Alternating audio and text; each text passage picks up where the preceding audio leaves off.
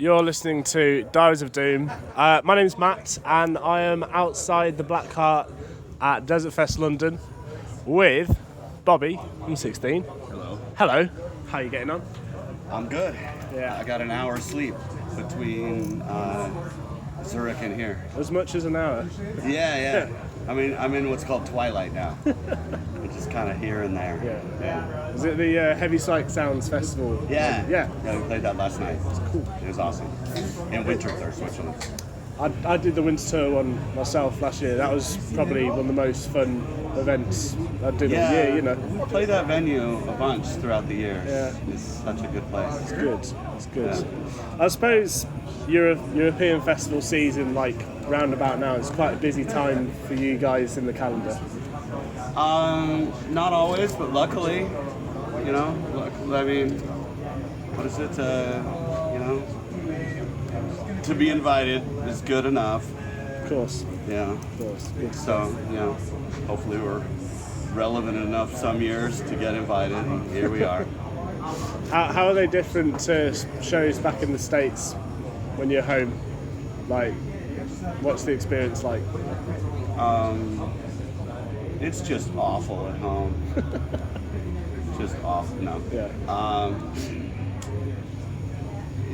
It's just like anywhere in the world. Some cities have better scenes than others. Yeah. We don't do many festivals at home where we get lucky. We get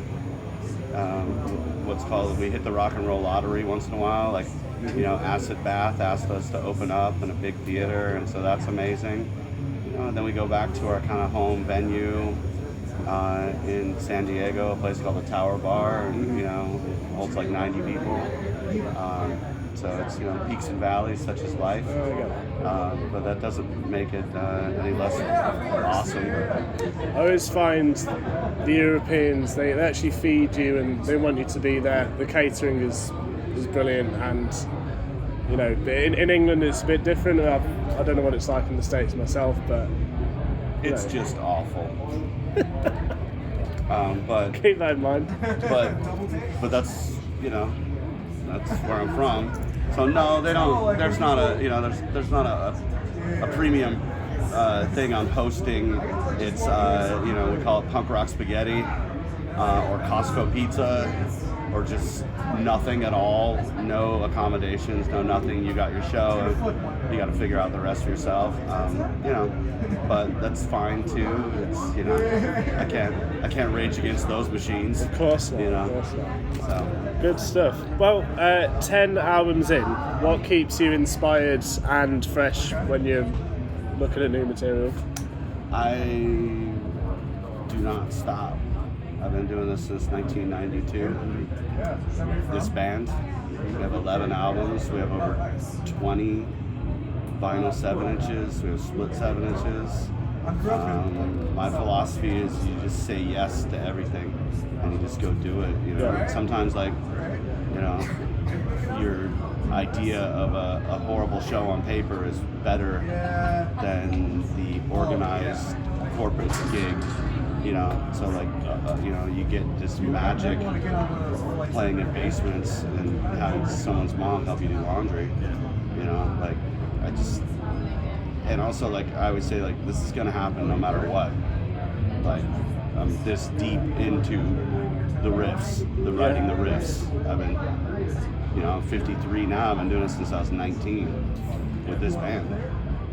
Success, fail, whatever, it's all kind of irrelevant. It's just continue.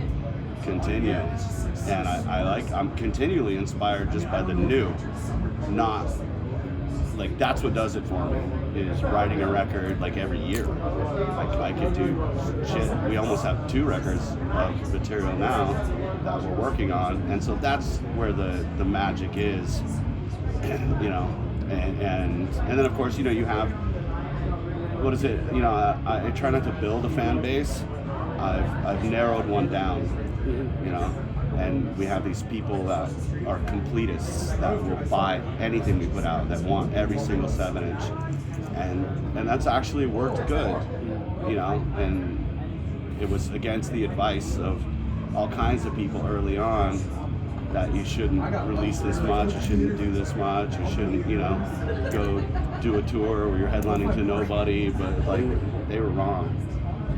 Like it's literally I call it like the heavy metal farmers market or the punk rock farmers market. You gotta like go fucking shake everybody's hands and bro down and play a gig, and next and next and next, and and this streaming nonsense and stuff just doesn't equate. Like they're smarter people than us sitting around talking about it, and they can't do it. Sounds like success is survival from what you've said, Just the fact that I get to make records, and I don't really play anybody the records. I just make a record, and then I can give it to somebody, and they'll just put it out and put it in their press machine. And I think that's the goal. Like I'd never had, any real no creative feedback, which is both good and bad, but I think now it's good. Now it's good because I do think, for me, every record is better. And some people agree. And that's super rare in a band this old. Usually you do like one landmark thing and then you kind of ride that. Well, I never had my Rain and Blood, like I never had my cultural defining thing, but still exercising that riff muscle and songwriting muscle, and songs are songs, no matter the style. So would you rather be a band starting out today or starting out in the early 90s, like when 16 began? Early 90s, because just the how do I say it, like the randomness or the whimsy of it all back then. And plus it's just like anything, it's a crowded field now, but literally, we played a gig with Caius and Fu Manchu as like our third gig. Really? Yeah. Wow. And I learned I was playing in D then, and then Caius was playing in C, and Fu Manchu had a song in drop C, and I was like, what is this? And they were like, tune down. I'm like, oh, okay.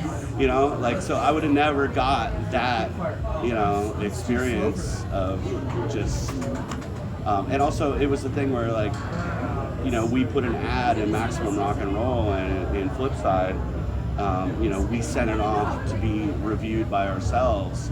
We paid for a 7-inch from, dealing weed, like selling drugs, and fucking got the money, got the 7-inch, got the covers, named the band 15, went to the record store, and the guy at Vinyl Solution in Huntington Beach, California said, there's already a band, kids, I like this, but there's already a band called 15, and then we were just all, well, we're 16. And that's literally the stupidness of it started, and then we've literally like, you like the ebb and flows, the peaks and valleys, and then, a year in, we were playing, Club Jabberjaw in LA, and then we were, we toured Japan, and then, and then, every few years you hit the rock and roll lottery. You get some crazy gig that, enlightens everything. So I think, like, longevity is the actual thing, because plenty of people come in and burn out. Come in with big budgets, big hype, and it's just on this, like I said, I'm just on this slow thing, and it's awesome to have, like 120 songs of my life's work, some bad, some good. It's a hell of a legacy. Yeah. Great. What else are you hoping to do whilst you're in London today? I'm literally here for 12 hours. Nothing. Playing and then play the Underworld and fly out tomorrow to I don't know, where do we go? Somewhere. Somewhere in Europe. Rotterdam. Oh, okay. Rotterdam. Not so far then. Good city. Yeah. This is just like the first scene in Blade Runner for me. This is like, I took a nap at the hotel, so I got like 3 hours of sleep. Yeah. And then we walked around, and this is wild. This is wild. It's busy, isn't it? Like, oh my God. And just, it's just, I got to come back as a tourist. I like Camden a lot. Like, I'm not from London, so I always like coming here and go to the market and have a look at the record shops and take it all in. This is totally wild. I mean, like, this tour we've had some crazy, 1 or 2 days off. Like, we had a day off in Rome that was mind blowing. We had a day off in Parma, Italy. That was great. And here we are. And this is. I can't even comprehend the enormity and the cultural relevance of the city and music and everything that I love. I mean, I want to stare at people in the streets, but I don't want to get punched out. Well, this has been insightful. Thank you for your time today. Thank you. This has been 16 at Desertfest.